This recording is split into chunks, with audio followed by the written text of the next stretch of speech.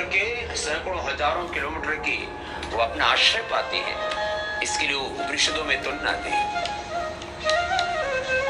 यथा नद्यः संदमानाः समुद्रे अस्तं गच्छन्ति नाम रूपे विहाय तथा विद्वान् नाम रूपाद् विमुक्ताः परात् परं पुरुषमुपैति। ऐसे हम उस पर ब्रह्म परमेश्वर में परम आश्रय प्राप्त करें। ऐसा ही होगा। बस करते जाओ कपालभाति और अंतर में एक तड़प, एक विरह, एक लगन, शरणागति भगवान की प्रभु साहब की शरण। अब उद्धार करो, अब स्वीकार करो, अब तो कृपा करो, अनुग्रह करो।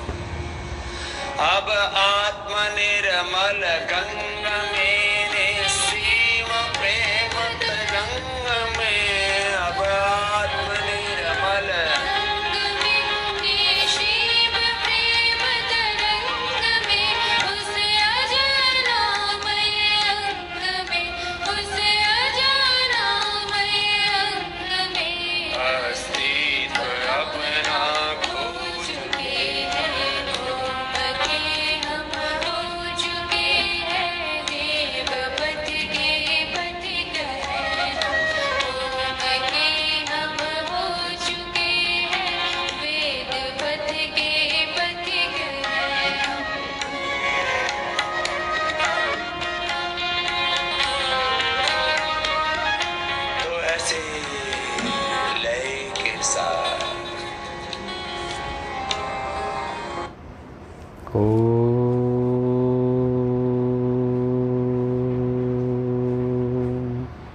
सहनाववतु सहनो भुनक्तु सह वीर्यं करवावहै।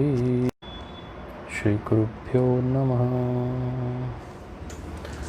दोस्तों मित्रों, बहुत बहुत अभिनंदन आज के इस पावन दिवस का। हम लगातार आपके साथ पिछले कई दिनों से कर्म सिद्धांत की चर्चा कर रहे हैं, सृष्टि चक्र की चर्चा कर रहे हैं और आज सृष्टि चक्र के विषय में हम गंभीरतापूर्वक और आगे अध्ययन करेंगे, क्योंकि ये कहा है मोक्ष प्राप्त करना है तो आपको पहले अपने बारे में जानना होगा, इस प्रकृति के विषय में जानना होगा और फिर ईश्वर को आप जान सकते हैं। यही क्रम आप देखने को आपको मिलेगा। यद्यपि ईश्वर के विषय में हमने समाधिपाद में जाना, सा एषः पूर्वेषामपि गुरु कालेन न वच्छेदात्, वह परमात्मा जो गुरुओं का भी गुरु है, उसको जो काल से बाधित नहीं होता, उसको हमने जानने का प्रयास किया। और हमने जानने का प्रयास किया कि ईश्वर के अन्य जो स्वरूप हैं, सा एषः पूर्वेषामपि गुरु कालेन न वच्छेदात् के साथ साथ कहा गया तत् निरतिशयम् सर्वज्ञ बीजम, कि वह सबका बीज वह परमात्मा है। फिर 24वें सूत्र में प्रथम अध्याय के कहा गया क्लेश कर्म विपाकाशयी रप्रः मृष्टः पुरुष विशेषः ईश्वरः, वह परमात्मा हर प्रकार के क्लेश से मुक्त है।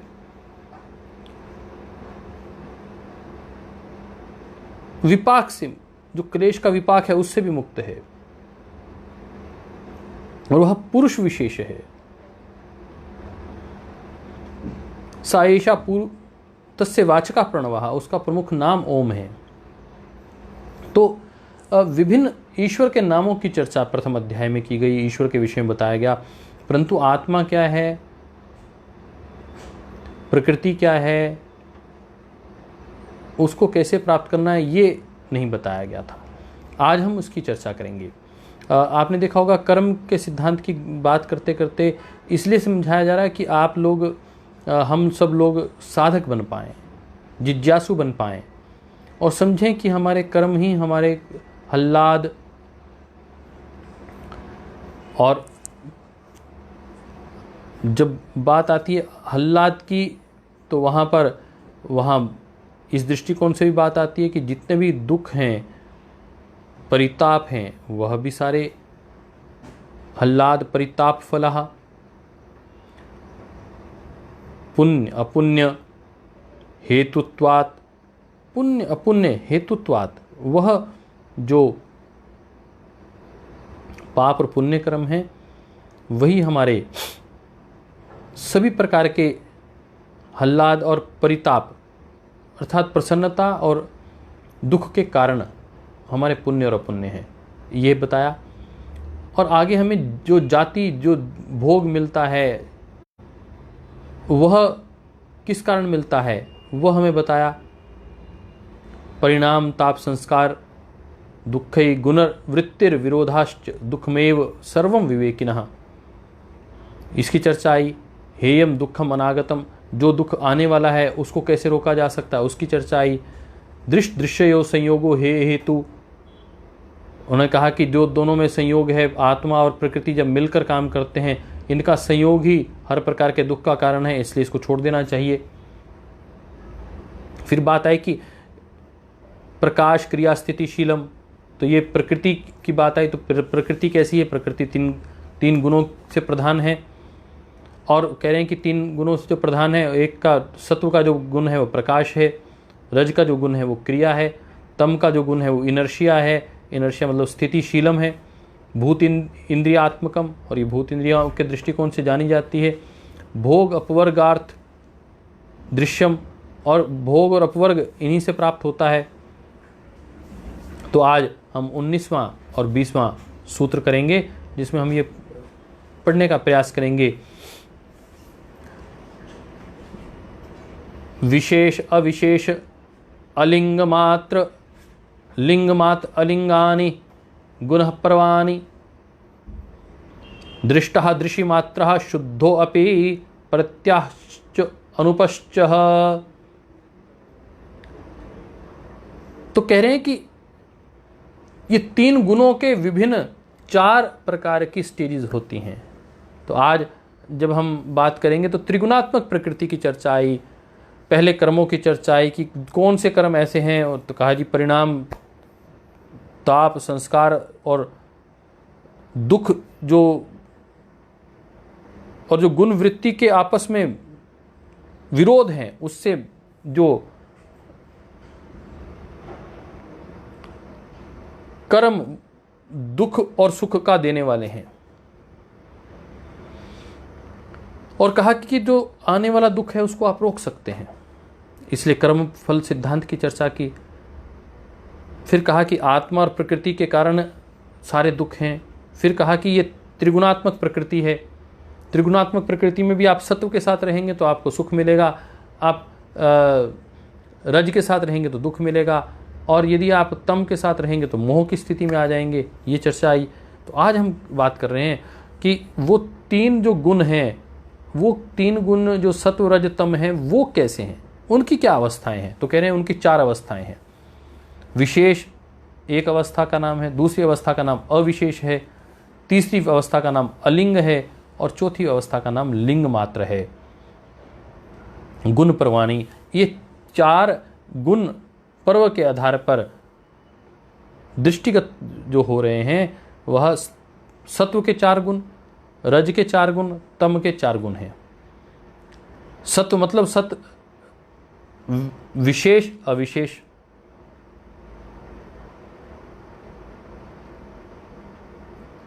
अलिंग लिंग, कभी प्रकट नहीं होगा और कभी प्रकट हो जाएगा। जो प्रकट हो जाएगा वो लिंग मात्र है, जो प्रकट अवस्था में नहीं है सत्व तो अलिंग मात्र है। हमने पहले भी आपसे चर्चा की कि सारे के सारे जो दोष हैं, वह जो गुण हैं वो एक साथ प्रकट नहीं होते, वो प्रधानता के साथ प्रकट होते हैं। कभी आप बिल्कुल सात्विक प्रवृत्ति के व्यक्ति हैं, कभी आपकी प्रवृत्ति बदल गई, आपकी राजसिक प्रवृत्ति हो गई, उसमें सात्विक और तामसिक कर्म दब गए। कभी आपकी प्रवृत्ति बदल जाती है, आप तामसिक प्रवृत्ति के हो जाते हैं। उस वक्त ऐसा नहीं कि वो जो 3 गुण हैं वो 3 में से 2 गुण समाप्त ही हो गए, ऐसा नहीं है।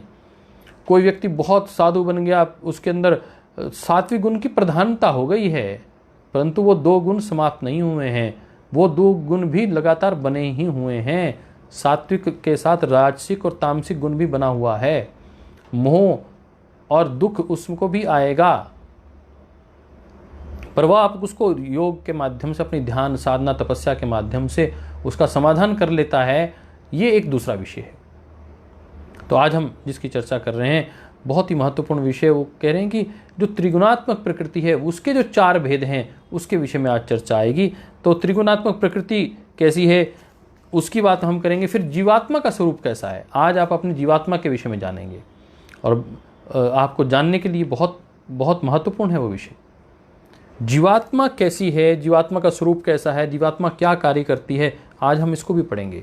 प्रकृति क्या कार्य करती है, कब वो व्यक्त होती है, कब अव्यक्त रहती है, कब विशेष होती है, कब अविशेष होती है, कब लिंग मात्र होती है, कब अलिंग होती है, इसके विषय में आज हम चर्चा करने वाले हैं। बहुत गहन चर्चा है। जिनको पिछला संदर्भ पता है उनके लिए बहुत अच्छा लगेगा, जिनको संदर्भ नहीं पता उन्हें और ध्यान के साथ इसको पढ़ना पड़ेगा, तब जाके वह इसको समझ पाएंगे।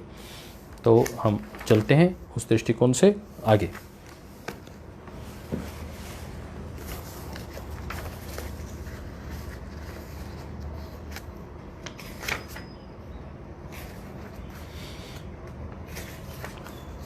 तो कहते हैं विशेष अविशेष लिंग मात्र अलिंगानी गुण प्रवाणी ही। Specific, non specific, phenomenal and nominal, all these are the stages of qualities of nature.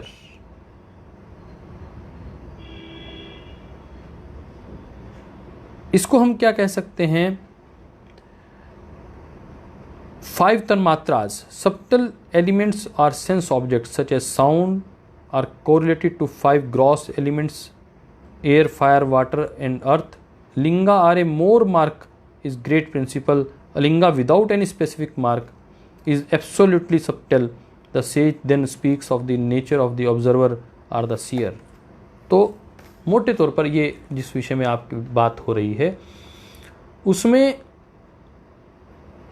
Specific, non specific, phenomenal and nominal, यह 4 स्टेजेस बताई गई हैं। जो 3 गुण हैं, त्रिगुणात्मक जो प्रकृति है उसके 4 भेद बताए गए हैं। There are 4 different qualities of the nature. आपकी जो प्रकृति है उसके 4 भेद बताए गए हैं। तो कह रहे हैं कि कभी तो बहुत विशेष होती है, कभी अविशेष स्थिति में होती है, कभी प्रकट हो जाती है वो, कभी आपके सात्विक गुण हैं परंतु प्रकट हो जाएंगे, कभी वो बिल्कुल दबे से रहते हैं। आपकी जो मूल प्रकृति है यदि वो आध्यात्मिक है, कभी वो प्रकट हो जाती है, कभी वो नीचे दबी रहती है, कभी उसके ऊपर तामसिक गुण प्रधान हो जाते हैं, कभी राजसिक गुण प्रधान हो जाते हैं। कई लोगों की को अपनी प्रकृति नहीं पता होता, कई लोग मूल रूप से ही तामसिक होते हैं और दिखावे के लिए, जैसे रावण मूल रूप से तामसिक, दिखावे के लिए वो सात्विक बनने का उसने प्रयास किया। कुछ लोग मूलतः आध्यात्मिक होते हैं परंतु कुछ क्षण के लिए उनके अंदर भी तामस आ जाता है, परंतु उनका मूल स्वभाव क्या है, वो आध्यात्मिक है। कुछ लोग केवल और केवल पुरुषार्थी होते हैं, पैसा कमाना और पैसे के अलावा कुछ नहीं सोचना, वो राजसिक प्रवृत्ति के लोग होते हैं। कुछ बिल्कुल कोई काम नहीं करते, हर काम के लिए कि जी मेरे पास तो समय ही नहीं है, जड़ अवस्था में रहते हैं, तो तामसिक प्रवृत्ति के हैं। कि जी मेरे पास समय नहीं है, दिन रात मैं तो अपने काम में लगा हुआ हूँ, भाई थोड़ा समय समाज के लिए निकाल लो, मेरे पास तो समय नहीं है जी। तो भैया कैसे बनेगी बात, समाज और संगठन संस्था कैसे चलेगी? कहते जी हमें क्या लेना, आप करो ना अपना काम। भाई हम सब लोग मिलकर ही एक दूसरे का सहयोग करते हैं, तब जाके संस्था, समाज, संगठन चलता है। मुझे क्या आवश्यकता है, मुझे क्या लेना देना? तो जब आपको लेना देना नहीं, कि आप तो सामाजिक प्राणी हैं, 4 लोगों के बिना आप रह नहीं सकते, समाज अच्छा नहीं होगा तो आप कैसे रहेंगे, आपका परिवार कैसा रहेगा? जब सामाजिक संस्कार बदल जाएंगे, खराब हो जाएंगे, तो आपका संस्कार, चारों तरफ यदि गंदगी गालियां ही लोग निकाल रहे होंगे तो आपका परिवार वहां से निकल सकता है? चारों मांस और मीट ही बिखरा होगा, शराब की बोतलें गिरी होंगी, नग्नता चारों तरफ परोसी गई होगी, आप या आपका परिवार वहां से निकल सकता है? तो इस वातावरण को ठीक करने की जिम्मेवारी किसकी है? हमारी है। तो इसलिए एक आपस में सहयोग करना भी आवश्यक है। हमारा सामाजिक दायित्व भी है, केवल पारिवारिक दायित्व नहीं है। कुछ हमारे राष्ट्रीय दायित्व हैं, कुछ हमारे सामाजिक दायित्व हैं, कुछ हमारे पारिवारिक दायित्व हैं, कुछ हमारे व्यक्तिगत दायित्व हैं। मुझे अपने शरीर को स्वस्थ रखना है, अपने मन को चेतन रखना है, मन के अंदर कोई नकारात्मक विचार आ गए उसको निकालना है, बार बार अपना ध्यान रखना है, स्वाध्याय करना है, वो मेरा व्यक्तिगत जिम्मेदारी है। मैं उसका प्रभाव परिवार पे ना पड़ने दूं, समाज पे ना पड़ने दूं, ये मेरी व्यक्तिगत जिम्मेदारी है। मुझे परिवार का भरण पोषण करना है, उनके स्वास्थ्य की चिंता करनी है, ये मेरी पारिवारिक जिम्मेदारी है। मुझे समाज को संस्कार युक्त करना है, समाज को सही दिशा में लेके जाना है, जो सही दिशा में लेके जाए उनका साथ देना है, ये मेरी सामाजिक जिम्मेदारी है। राष्ट्र पर चारों ओर से खतरा है, चीन, पाकिस्तान, अब तो नेपाल भी हमें आंखें दिखाने लग रहा है। इस वक्त राष्ट्र के साथ खड़ा होना, राष्ट्र के आह्वान पर, राष्ट्र के प्रमुख व्यक्ति प्रधानमंत्री के आह्वान पर हमें यदि चीन के ऐप छोड़ने के लिए कहा गया तो छोड़ना है, ये हमारा राष्ट्रीय दायित्व है। कहनी जी हम तो नहीं छोड़ सकते, अपने दायित्वों की पूर्ति करनी है भैया, तो इसको ध्यान रखना है, जिम्मेदारी से इसको करना है। आइए इसको और पढ़ने का प्रयास करते हैं। कहते हैं कि in this sutra there is a beautiful explanation of guna and guni. हम 3 तत्वों का गुण, वो गुणी हैं, उनका गुण बताने का प्रयास कर रहे हैं। ये ऐसे ही है जैसे सूर्य और उसकी किरणों को अलग अलग देखना, जैसे पुरुष और प्रकृति को अलग अलग देखना। दोनों एक दूसरे में समाहित हैं, एक दूसरे के साथ ही उनका, जैसे एक व्यक्ति है और उसकी परछाई है, उसको अलग नहीं किया जा सकता। तो कहते हैं कि व्हाट इज गुना प्रवाह, तो कह रहे हैं लास्ट में जो शब्द आपने देखा होगा, गुण प्रवाणी, विशेष अविशेषः, लिंग मात्र, अलिंगानी, गुण प्रवाणी, ये क्या अर्थ है इसका? तो कह रहे हैं व्हाट इज गुण प्रवाह। गुण इज डिस्क्राइब्ड अबव, प्रवाह means not a festival or occasion of joy. Therefore, while the ordinary meaning of Guna Parvani is stages or states of qualities of natures, its special meaning is a celebration of joy by Prakriti for Purusha alone. Purusha is one, but Prakriti assumes many forms for the joy and glory of the Purusha. कहते हैं कि पुरुष तो एक है, परंतु प्रकृति वह अलग अलग रूप लेकर उस पुरुष को प्रसन्न करने के लिए, संतुष्ट करने के लिए, उसे जॉयफुल बनाने के लिए प्रयास करती रहती है। कभी आपको कितने अच्छे अच्छे फूल दिखाई देंगे, कभी बिल्कुल पहाड़ों पर इतनी बर्फ़ दिखाई देगी, और कभी आकाश में इतने अलग अलग प्रकार के कलर्स दिखाई देंगे, सूर्य के अलग अलग कलर्स दिखाई देंगे, चंद्रमा के अलग अलग आकृतियाँ दिखाई देंगी। तो कह रहे हैं पूरी प्रकृति मॉडिफाई करती रहती है अपने पुरुष को, अपनी आत्मा, जो आत्म तत्व है, परमात्म तत्व है, उसको जॉयफुली, उसके लिए अपने आप को तैयार करती रहती है। तो कह रहे हैं अलिंग क्या है? Without a mark, without any distinct character, अलिंगा इज प्रधान, अव्यक्त मूल प्रकृति। तो जो मूल प्रकृति है व्यक्ति की, जो अलिंग प्रवृत्ति है, जिसमें तीनों ही गुण बिल्कुल शांत अवस्था में रहते हैं, उसे अलिंग प्रवृत्ति कहते हैं।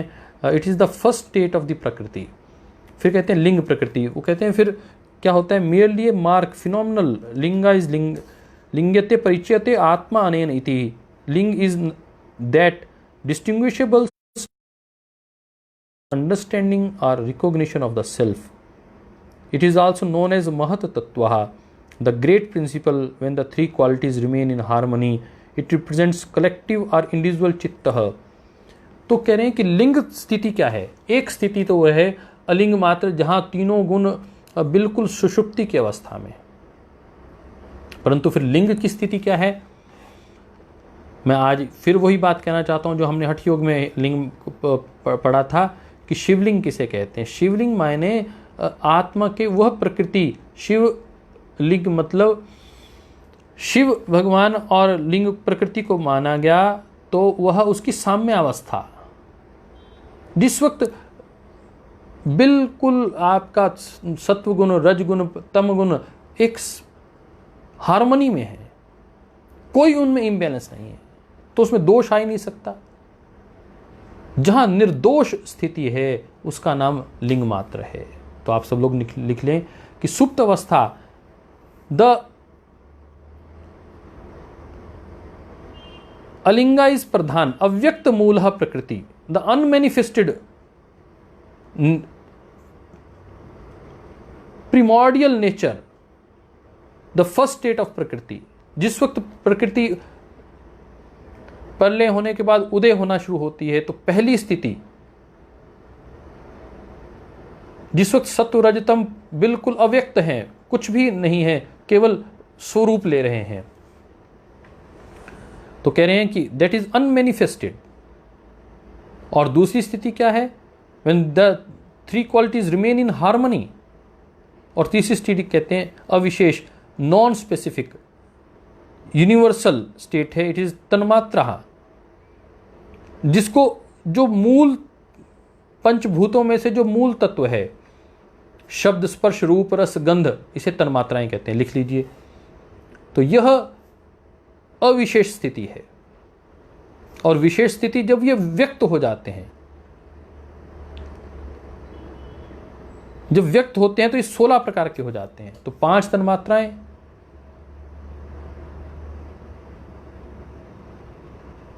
उनसे 16 चीजें और बन गई, तो 21 चीजें हो गई। वो 5 चीजें क्या हैं? शब्द स्पर्श रूप रस गंध, उससे क्या प्रकट हुआ? शब्द से प्रकट हुआ आकाश, स्पर्श से प्रकट हुई स्किन, रूप रस और गंध, रूप मायने दृष्टि, रस मायने जिह्वा, गंध माने नासिका। तो इसके विषय में हम जानने का प्रयास करते हैं। तो यह 11 प्रकार के विशेष पंचभूतों के साथ मिलकर ये विशेष 5 ज्ञानेंद्रियां, 5 कर्मेंद्रियां और एक उभय मन वो पैदा हुआ। पंचभूत पैदा हुए। पंचभूत को क्या कहेंगे? मैंने कहा था भगवान लिख लीजिए, भ भूमि, ग गगन, व वायु, अ अग्नि, न नीर। इसको लिख लीजिए, भ ग व अ न, भगवान 5 तत्व लिख लीजिए, लाइन खींच लीजिए। उसके आगे लिखिए, भ के आगे लिखिए भूमि, ग के आगे गगन, व के आगे वायु, अ के आगे अग्नि, न के आगे नीर। और उसके आगे लिख लीजिए भूमि के आगे जो तन्मात्रा है उसकी कौन सी है? गंध। ग माने गगन, तो शब्द। व वायु मायने स्पर्श। अ अग्नि मायने तेज या रूप।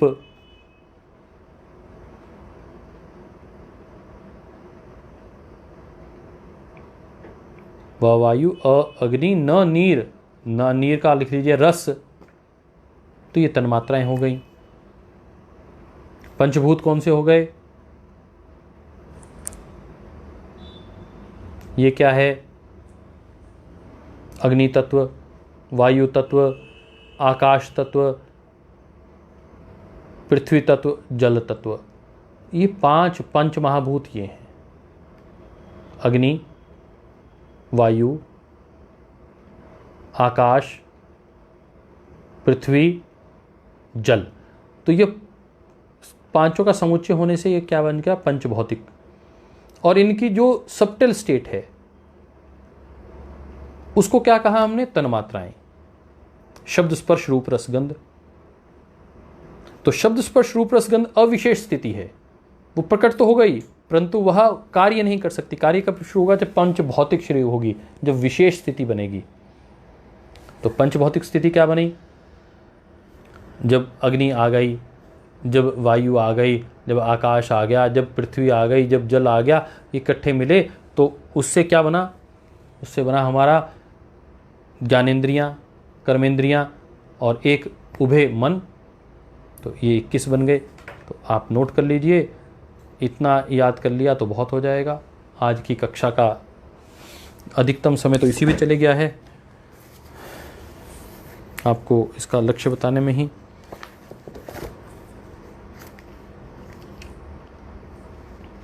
पंच तन्मात्राएं, 10 इंद्रियां और एक मन, ये किस में लीन हो जाते हैं? अहंकार में। अहंकार किस में लीन हो जाता है?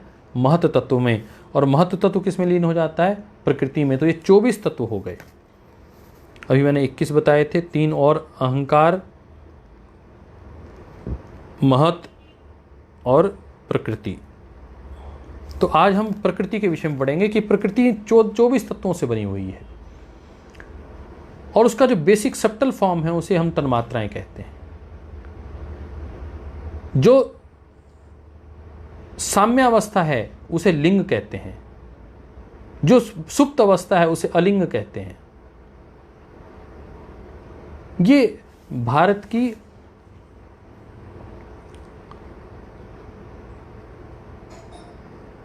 जो प्राचीन सभ्यता है, जो हमारी संस्कृति है, जो हमारे दर्शन हैं, जो हमारा अध्यात्म है, उसमें इस लिंग शब्द का प्रयोग मैंने उस दिन भी कहा था आपको, विशेष रूप से आया है।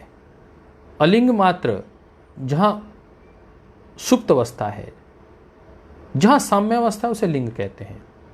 इसलिए जो शिवलिंग को लेकर जब बहुत से प्रश्न उठते हैं वो ध्यान रख लें कि शिव भगवान की प्रकृति की जब साम्य अवस्था होती है उसे हम शिवलिंग कहते हैं, उसे लिंग कहते हैं। लिंग स्थिति, अलिंग स्थिति, विशेष स्थिति, अविशेष स्थिति, यह योग दर्शन में, सांख्य दर्शन में, हठ योग में इसकी बार बार चर्चा आती है। आइए हम इसको पढ़ने का प्रयास कर रहे थे। तो कहते हैं कि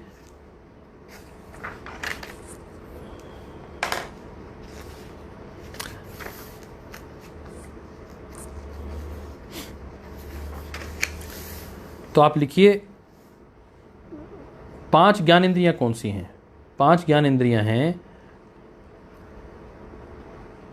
श्रोत्र, त्वक, त्वचु, चक्षु, जिह्वा और घ्राण। सुनना यह हमारी ज्ञानेंद्रिय है। देखना हमारी त्वचा जो स्पर्श करती है, जिह्वा जो रस लेती है, जो प्राण, घ्राण जिससे हमें सुगंध दुर्गंध आती है वह। तो ये ज्ञान इंद्रिय है। और कर्म इंद्रिय किसे कहते हैं? अपनी वाणी। वाणी क्या है? ये ज्ञान इंद्रिय है। हाथ, पांव ये ज्ञान इंद्रिय है। मल द्वार ये मतलब कर्म इंद्रियों की बात आ रही है। वाणी भी कर्म इंद्रिय है, वाणी कर्म इंद्रिय है, हाथ हमारे कर्म इंद्रिय हैं, पांव हमारे कर्म इंद्रिय हैं, मल द्वार हमारी कर्म इंद्रिय है और मूत्र द्वार ये कर्म इंद्रिय है। तो 5 कर्म इंद्रियां हो गई, 5 ज्ञान इंद्रियां हो गई, 1 मन हो गया, 11 ये तत्व हो गए। और शब्द, स्पर्श, रूप, रस, गंध ये 5 तन्मात्राएं हो गई। तो ये 16 तत्व आपने इसे विशेष परिणाम कहते हैं। क्या कहते हैं? इसे विशेष परिणाम कहते हैं। और ये 16 के 16 तत्व किस में जाके समाहित होते हैं? 16 और 5 तन्मात्राएं मिला लें तो 21।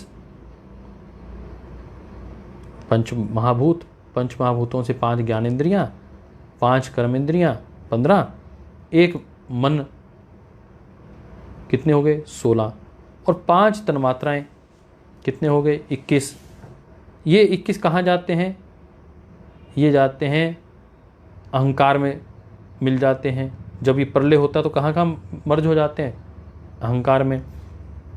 अहंकार किस में मर्ज हो जाता है? महत तत्व में 23। महत तत्व किस में जाके समाप्त हो जाता है? प्रकृति में 24। तो यह महत, अहंकार, महत और प्रकृति 3 ये मिलाकर ये टोटल 24 तत्व हुए। तो आज हम इसके विषय में इतना ही आपसे बात करना चाहते हैं। समय की सीमा के दृष्टिकोण से कि आकाश आदि 5 स्थूल शब्द आदि 5 तन्मात्राएं ये विशेष परिणाम है। अर्थात ये 5 स्थूल भूत 5 तन्मात्राओं से उत्पन्न होते हैं। 5 ज्ञानेंद्रियां, 5 कर्मेंद्रियां, 11वां मन, उभय इंद्रिया, ये अहंकार विशेष का विशेष परिणाम है। अर्थात इनका अहंकार उपादान कारण है। यह सत्वादि गुणों का 16 संख्या वाला विशेष परिणाम है। तो ये किससे प्रकट हुए? कह रहे हैं ये त्रिगुणात्मक प्रकृति है मूल रूप से। 3 सत्व रज तम आदि तीनों से मिलकर ये 16 गुण प्रकट हुए। ये 5 तन्मात्राएं, पहले 3 से 5 बने तन्मात्राएं, फिर 5 से 11 बने, फिर यह 16 के 16 इस प्रकार आगे बढ़े। महत अहंकार में मर्ज हुए, अहंकार महत में मर्ज हुआ, और महत मर्ज हुआ प्रकृति नेचर में। तो आज हम इतना ही पढ़ेंगे। अविशेष की बात हमने पढ़ी। जब तन्मात्राओं की स्थिति रहती है, सब्टल स्थिति रहती है, उसे अविशेष कहते हैं। जब सुप्त अवस्था में रहते हैं त्रिगुणात्मक तो उसे अलिंग कहते हैं। और जब ये साम्यावस्था में रहते हैं तो इसको लिंग मात्र कहते हैं, लिंग परिणाम कहते हैं। तो आज के लिए इतना ही। कल हम फिर इसको पढ़ेंगे, क्योंकि बहुत ही बड़ा ये विषय है। दृष्टः दृशिमात्रः शुद्धोऽपि प्रत्यन्ना उपशयः, अर्थात ये दृष्टः दृशिमात्र शुद्धोऽपि प्रत्यन् अनुपश्यः,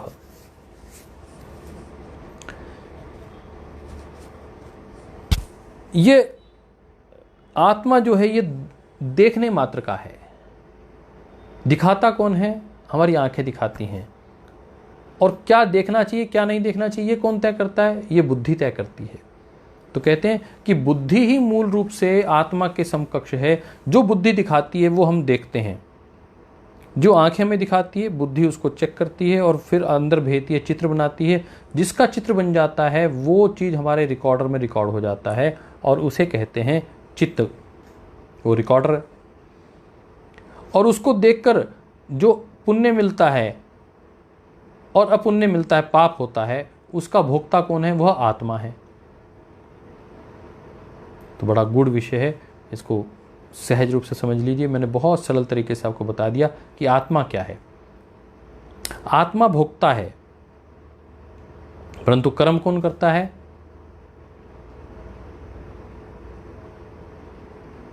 कर्म कौन करता है कि बुद्धि।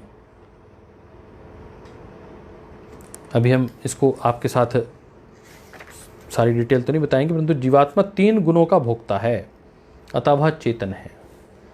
3 गुण कौन से हैं? सत्व रजतम। प्रकृति का भोक्ता है।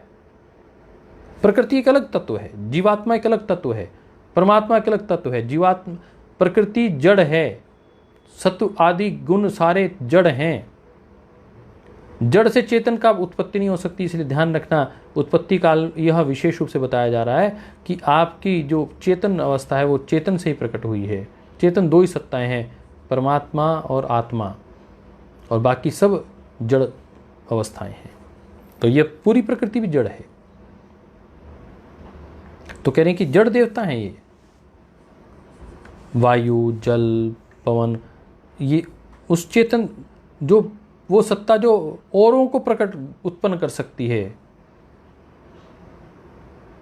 जो दूसरों में चेतनता पैदा कर सकती है, गति पैदा कर सकती है।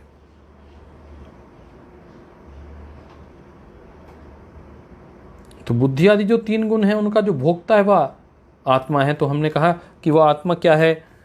तो कह रहे हैं कि बुद्धि, मन, इंद्रियों को इसलिए अपने अधीन रखना है क्योंकि बुद्धि, मन और इंद्रियां ये तीनों को वश में इसलिए रखना क्योंकि वो जड़ हैं और उसका चेतन ही उसका बॉस है,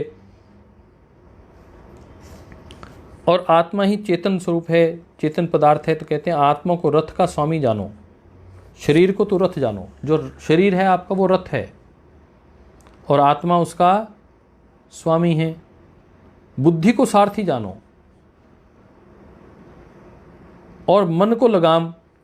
जो लगाम है वो क्या है? मन है। और जो घोड़े हैं वो इंद्रियां हैं 5।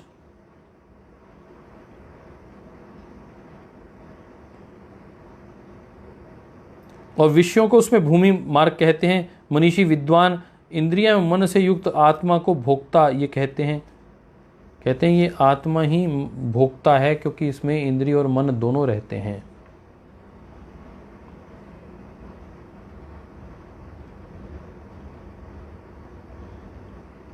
इंद्रिय जो दिखाएगी, मन उसको फोटो खींच के कहाँ भिजवा देगा? आत्मा के पास। जो चीज़ आपकी आंखों ने नहीं देखी हैं, अनुभव नहीं की हैं, वो आपकी आत्मा को नहीं पता, वो अज्ञान है आपके लिए। और जो जो पता है वो सब ज्ञान है। इसलिए आत्मा क्या काम करता है? आत्मा के जो कार्य हैं वो लिख लीजिए। आत्मा जड़ नहीं, चेतन है। आत्मा का ज्ञान गुण स्वाभाविक है और बल और इच्छा आदि उसके स्वाभाविक गुण हैं। मन और इंद्रियों के द्वारा पदार्थों के जो आकार प्रकार बुद्धि में उतरते हैं, उसी के द्वारा जीवात्मा देखता है। आत्मा बुद्धि के साथ कुछ समानता रखता है। बुद्धि में जो चित्र उभरते हैं वही आत्मा जानता है। जीवात्मा 3 गुणों का भोगता है। बुद्धि सत्व आदि 3 गुणों से बनी हुई है। आत्मा बुद्धि की वृत्तियों को स्वयं से पृथक नहीं जानता, तब अस्मिता क्लेश की उत्पत्ति होती है। जब आदमी को लगता है कि आत्मा और बुद्धि, जो मैं सोच रहा हूँ और जो मेरी आत्मा कह रही है, वो एक ही तत्व है, बस वो उसी को अस्मिता कहते हैं। कहते हैं कि जो बुद्धि आपकी कह रही है, आपकी आत्मा उससे भी ऊपर है। आप अपने आप में यदि गहरे से बैठेंगे, चिंतन करेंगे, तो वह आत्मा आपको ज्ञान देगी, संकेत देगी, आपको उसके अनुरूप कार्य करना है। तो आज के लिए इतना ही।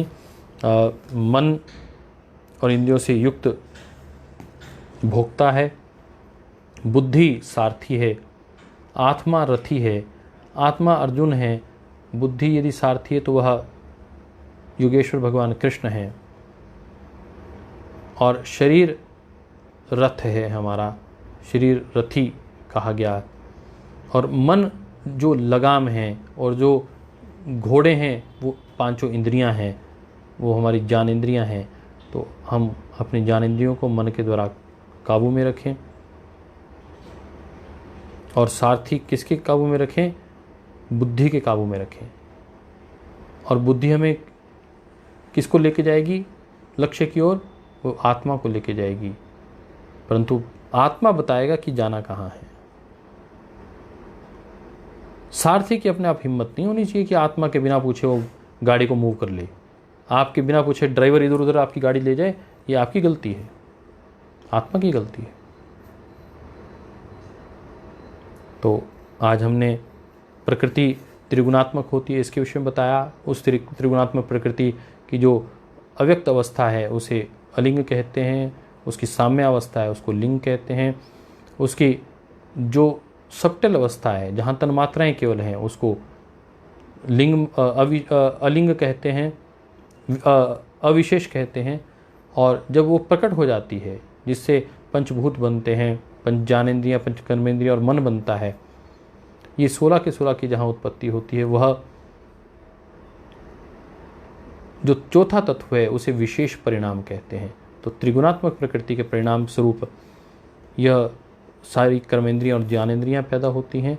इसमें क्योंकि मूल तत्व सत्व रजतम है, उसकी दृष्टिकोण से उनका प्रकटीकरण एक साथ नहीं होता है, एक एक करके होता है। कभी सात्विक कर्म ऊपर होगा, कभी राजसिक कर्म ऊपर होगा, कभी तामसिक कर्म ऊपर होगा, परंतु वो एक साथ नहीं रहती हैं। उनके अंदर विरुद्ध विचार है, वो हमने पिछले अध्याय में पढ़ा, पिछले श्लोक में पढ़ा। तीनों का विरोध रहती एक साथ है, और जो फिर 2 सहयोग करती हैं तो तीसरे को उबारने में। सत्व और रज मिल जाते हैं तो तामसिक को बढ़ा देते हैं, तामसिक और रज मिल जाते हैं तो सात्विकता को बढ़ा देते हैं। आइए इसको आप अध्ययन करेंगे। कल मेरी एक विशेष बैठक है 11 बजे की, तो कल हम 11 बजे नहीं मिलेंगे। प्रयास करेंगे कि शाम को 7 बजे ठीक रहेगा।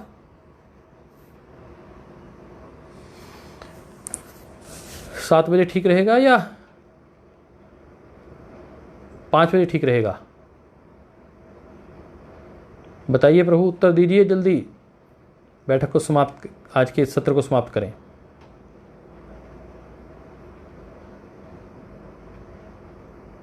कल शाम को 5 बजे रखें या 7 बजे रखें? आपको मेरी आवाज़ सुनाई दे रही है?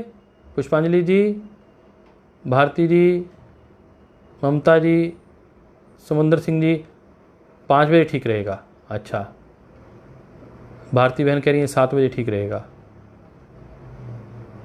और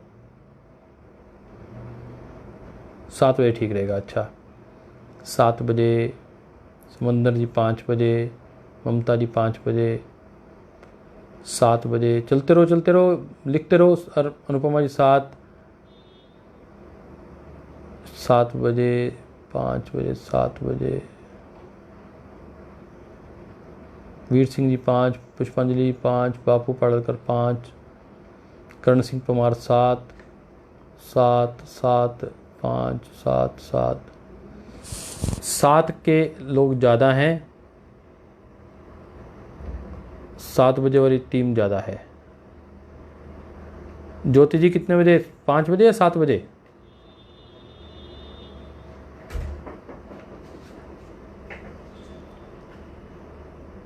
वापसी में रहेंगे 5 बजे का।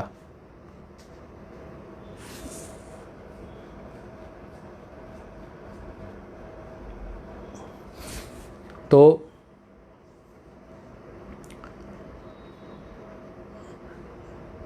5 बजे और 7 बजे में देखो, ज़्यादा लोग तो 7 बजे वाले हैं, तो 7 बजे रख लें। 5 बजे वालों की संख्या कम है।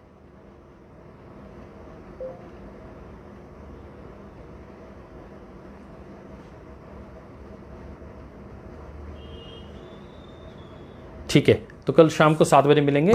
तब तक आप इसे याद कर लीजिएगा। ओम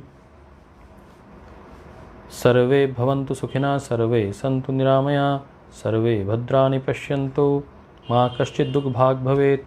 ओम शांति शांति शांति। ओम सर्वेभ्यो नमः, गुरुभ्यो नमः, परमात्मने नमः। सर्वेषामपि सुखिनो भवन्तु। ओम।